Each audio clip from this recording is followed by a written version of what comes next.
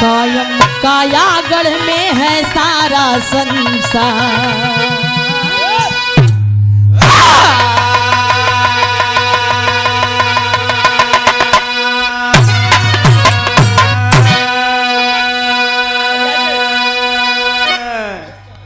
सुनिए कायागढ़ विस्तार। वाह कायम कायागढ़ में है सारा संसार। वाह ये जो 5 तत्व से हमारी शरीर बनी है, ये कायागढ़ है।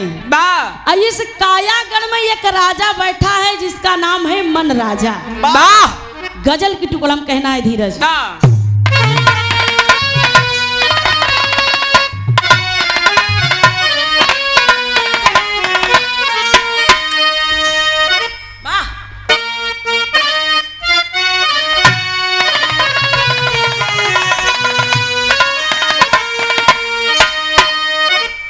कोई आशिक अपनी मासूका से कहता है, माँ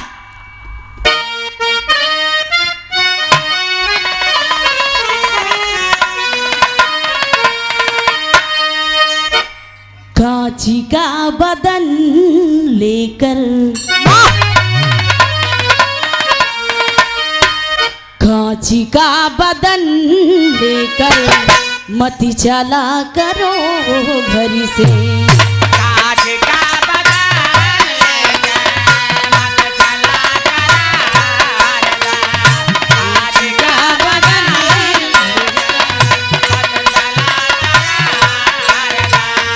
चूरी चूरी कर देंगे, चूरी चूरी कर देंगे लोग इसी को पत्थर से। कांच का बदन लेकर मत चला करो घर से।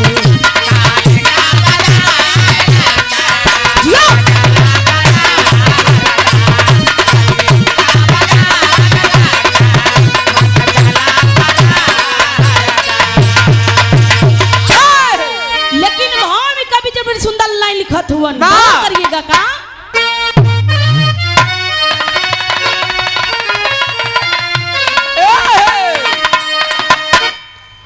बाग जिंदगी में खिलता, बाग जिंदगी में खिलता मौत का सुमन भी है।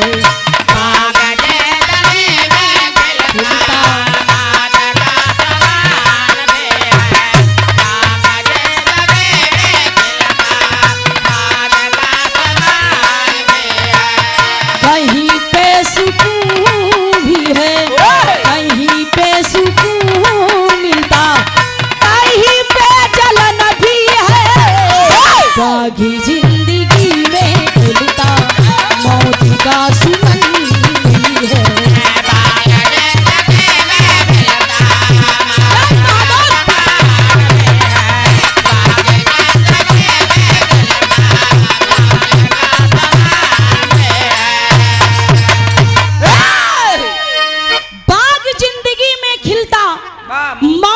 सुमन भी है, कहीं पे सुकून मिलता, कहीं पे जलन भी है। यही सी कहानी की शुरुआत बात जौहरी के भाव कहना है।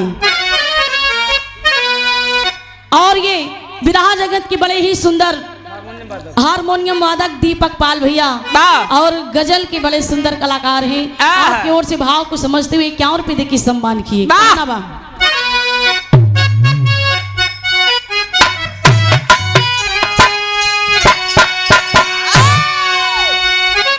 कायागढ़ राजधानी में है मन राजा बलकारी, प्रवृत्ति और निर्भीति उनकी 2 सुंदर नारी।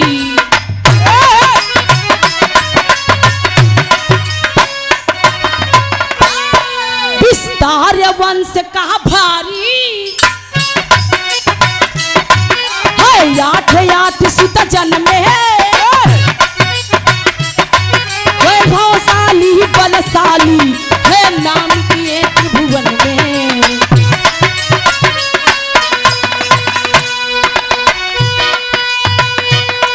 एक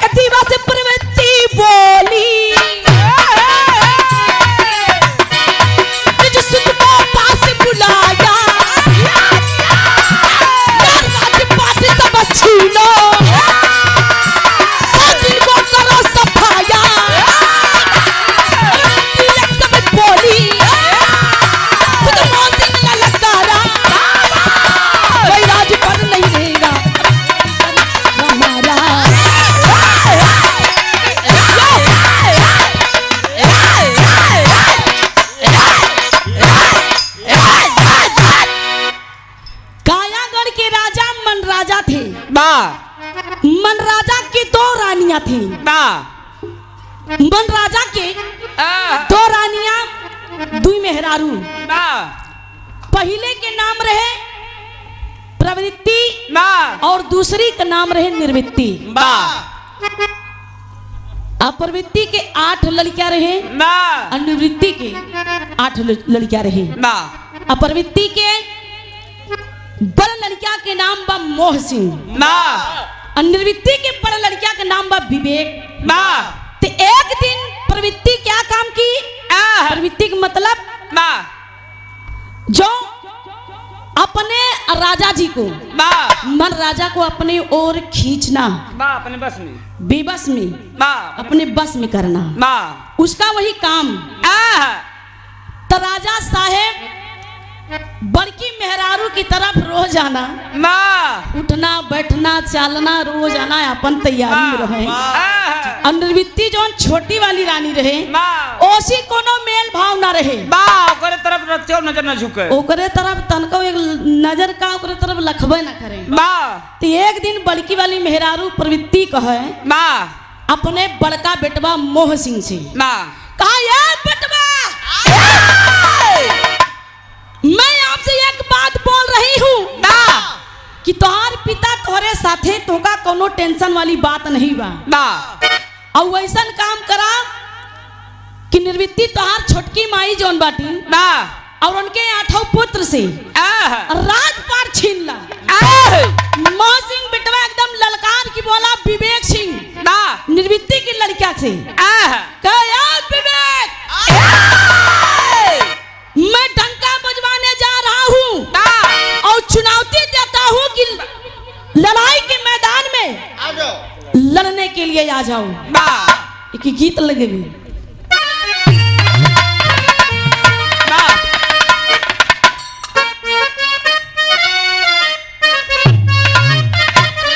वाह कोनो दुल्हन अपने दुल्हा से ओरहन बतावे। बा का बतावे?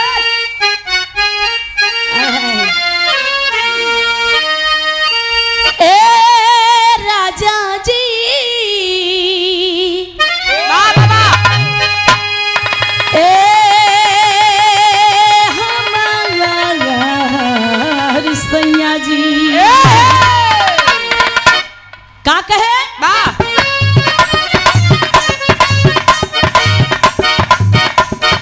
छोड़ेगा मना हरी में हरिया, छोड़ेगा मना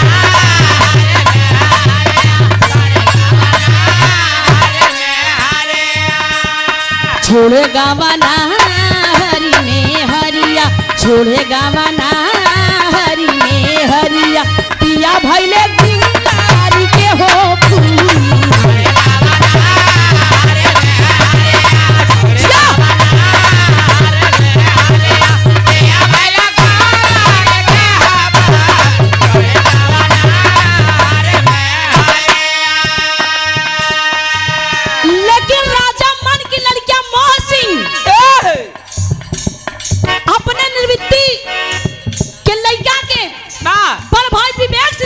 कहत बा, लेकिन पाती भेजत बा कैसा? भेजे मोहसीन हो खबरिया, भेजा मोहसीन हो खबरिया, रणवा मरण भरी दी है बजावा।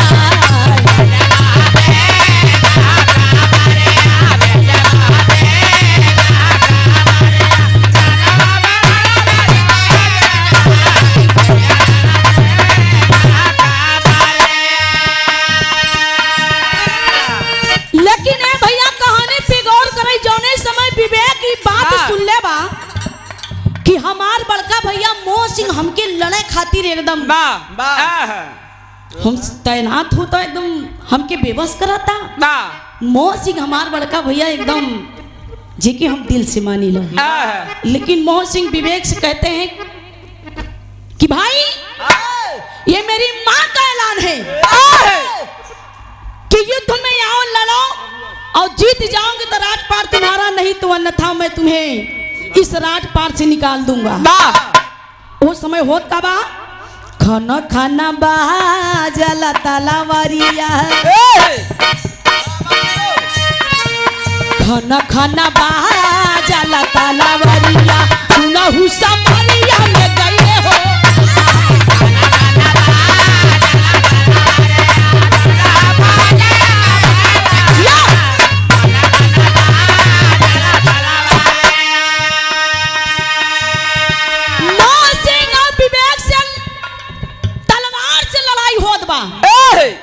लेकिन ए भैया लड़ते लड़ते मोह सिंह विवेक से हार गए।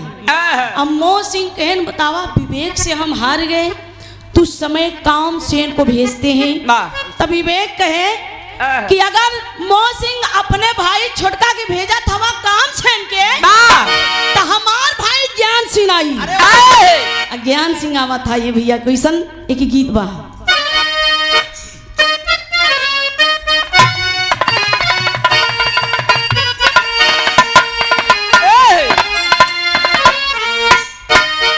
प्रभु आप बसो वृंदावन में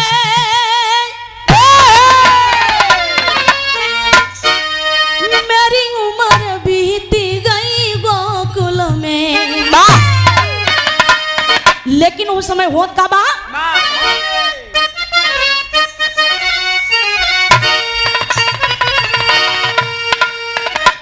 जब मोह विवेक से लड़करी के जोरों शोरों से लड़ाई होत बा लेकिन पराजित भइलन। जब मोह विवेक से लड़करी के हो गया पराजित जंगल में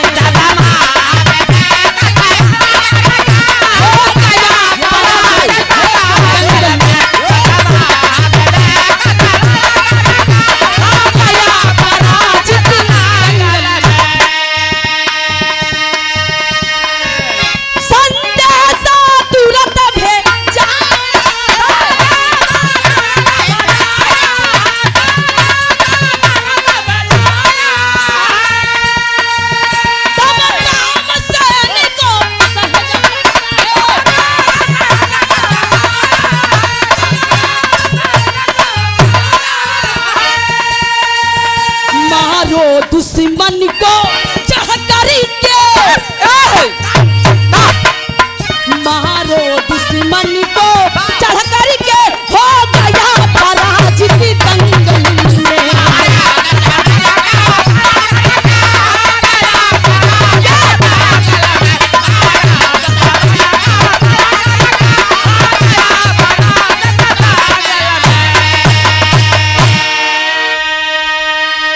ए भैया मोह सिंह अपने भाई काम सेन से कहलन कि देखा हम पराजित भइले लेकिन इज्जत पानी अपने मोह सिंह भाई के रखी है।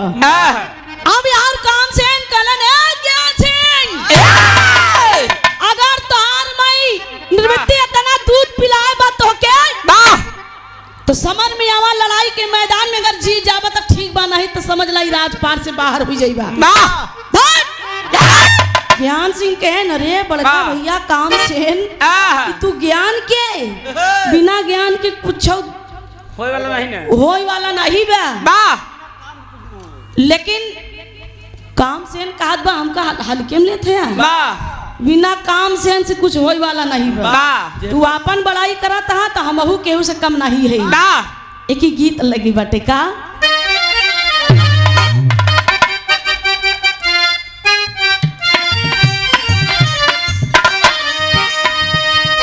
अच्छा सिला दिया तूने मेरे प्यार का अच्छा सिला दिया तूने मेरे प्यार का यार नहीं लूट लिया घर यार का। लेकिन उस समय होत का बात है तानसेन हार जाता है कामसेन हार जाता है। उस समय कामसेन कहन है भैया क्रोध से क्रोध का ही क्रोध के आगे बड़े बड़े धराशायी हो गए बड़े बड़े ब्रह्मा विष्णु सब कांप गए। क्रोध के आगे केहू को जोर नहीं चला। जोने समय क्रोध आ जाता काम ज्ञान सिंह कहन अच्छा क्रोध भैया तू कैसे ठहरा हम अपने बड़े भाई संतोष की बेइज्जत है। लोगन कहा थी संतोष का फल मीठा होता। बाहर संतोष भैया जब आवे संतोष धन सब धन दूर समान, लेकिन होत का बाटे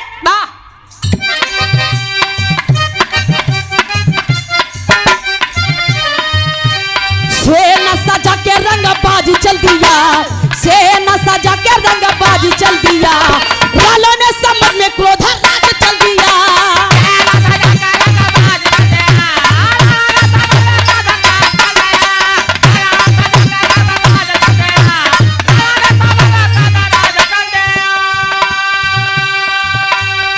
जौने समय सेना सजा के आज क्रोध राज चला थमन संतोष युद्ध करे खातिर, तब कहा कहना बा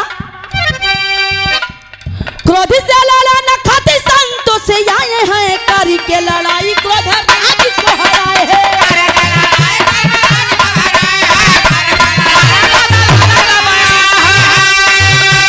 कर नहीं पाया पूरा काज चल दिया, कर नहीं पाया पूरा काज चल दिया, और करने लड़ाई क्रोध राज चल दिया। क्रोध राज कहन अरे बाप रे संतोष इतना ताकतवर, ई क्रोधवा के दिमाग कहीं ना काम करत बा। संतोष कहन ए क्रोध भैया तू हमसी राजपाट छीने चाहत है, लेकिन हम निर्विद्यक लड़का हई, तोहरी ऐसी तैसी में जितना माया जाल फैलावता ई कुल काम ना चली। पहले समर में लड़ा, पहले जीता, तब राजनीति करा, तब राज करा, तब राज पाड़ ला तो अच्छा लागे। क्रोध कहन हम पराजित हो गए, अब कहा करी, लेकिन हो समय होत का बाटे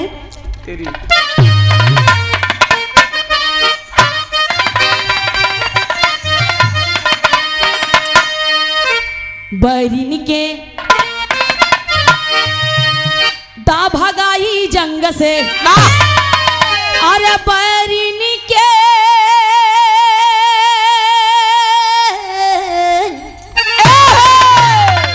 बैरिन के दा भगाई जंग से, बोला मोह सिंह रण दंगल में यकुलाई।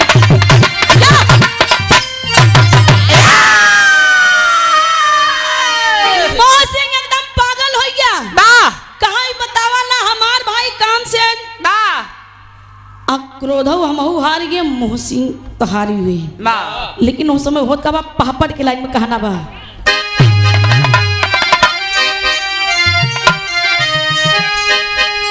अरे सुन के मोहसिंह के ऐसा न बानी रण के बिछवा में, अरे सुन के मोहसिंह के ऐसा न बानी रण के बिछवा में, लड़ने खाती चले सकले अभिमानी रण के बिछवा में।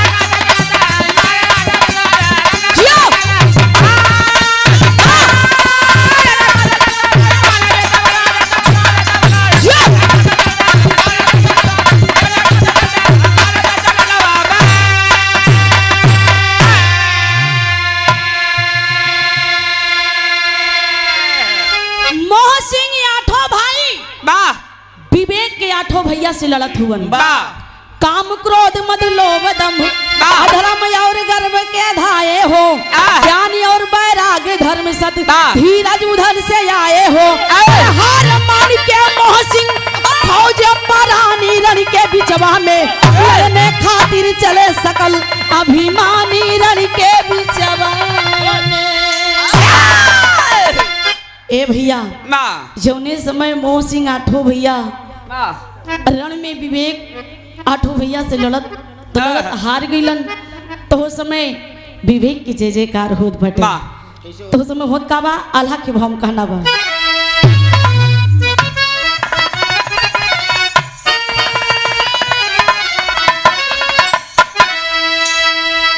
जीती के बजनवा बाजन लागल रण में भैया,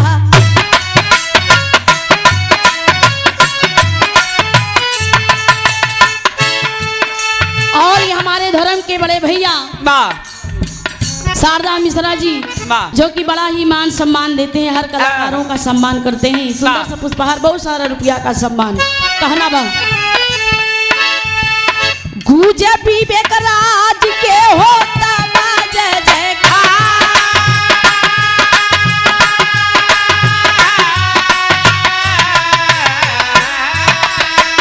पहुँचे विवेक माई निवती के लगावा हो।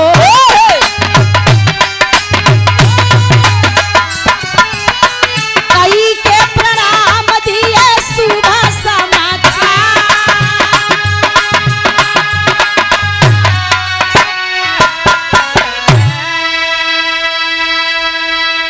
ए भैया प्रवृत्ति जब खबर पाती है कि मेरा बेटा मोह सिंह काम सिंह जो कि अपने पत्नी के साथ रति के साथ गया, वो भी पराजित हो गया। प्रवृत्ति के बड़ा एकदम कष्ट होत बा, लेकिन निर्वृत्ति जब सोचे कि हमार बेटवा विवेक ज्ञान सिंह संतोष ये सब लोग जीत गए तो बड़ी खुशी भई। तो विवेक गए अपने माई निर्वृत्ति से कहा था उनकी माई तोहार बेटवा की जय जयकार होत बा और विजय के डंका बाजत बाटे। निर्वृत्ति अपने बेटवा विवेक की से माथा चूम के कहने लगी, अरे बेटवा हमार एक बात माना कि तोहार बाप तुम्हारे पिताजी मर राजा कई सालों से जब से शादी हुआ तुम्हारे बड़ी मान प्रवृत्ति के साथ रहे। अब बेटवा उनका सुधारिला, अब हम चाहित कि अब हमारे साथे जीवन बितावई। विवेक अपने माई की बात मान के करता क्या है, खड़ी के भाव में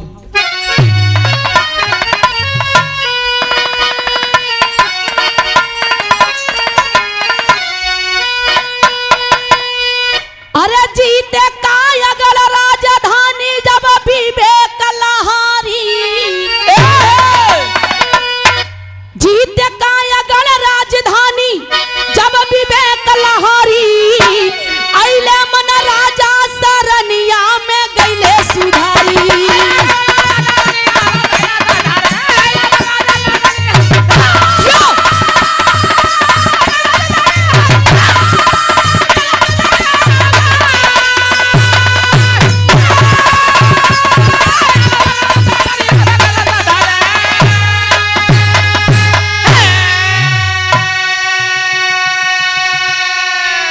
सत्य की राह पे चले भूप प्रभु हरण से नेह लगाए। अरे क्षमाशील संतोष धर्म से मुक्ति पादरा था पाया।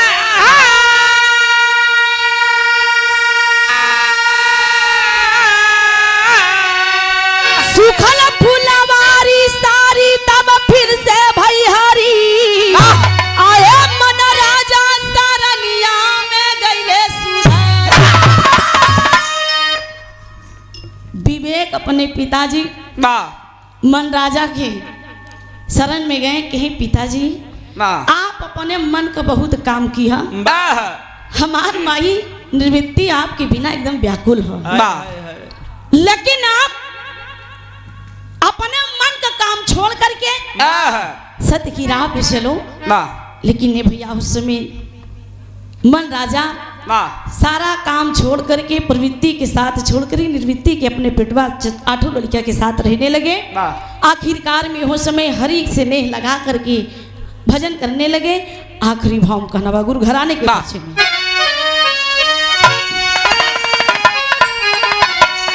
बुधुरम पंधारी कहते धन्य प्रभु की माया।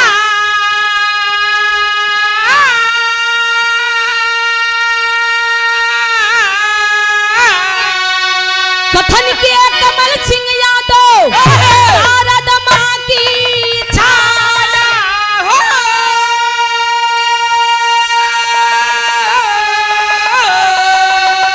बरिन के ता भगाई जंग से गावे सोना सुहानी सभा बीच हरसाई।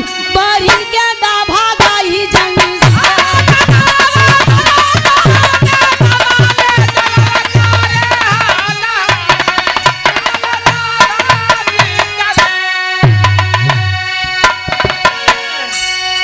गावे बजावे में कोनो टूटी हो गई हो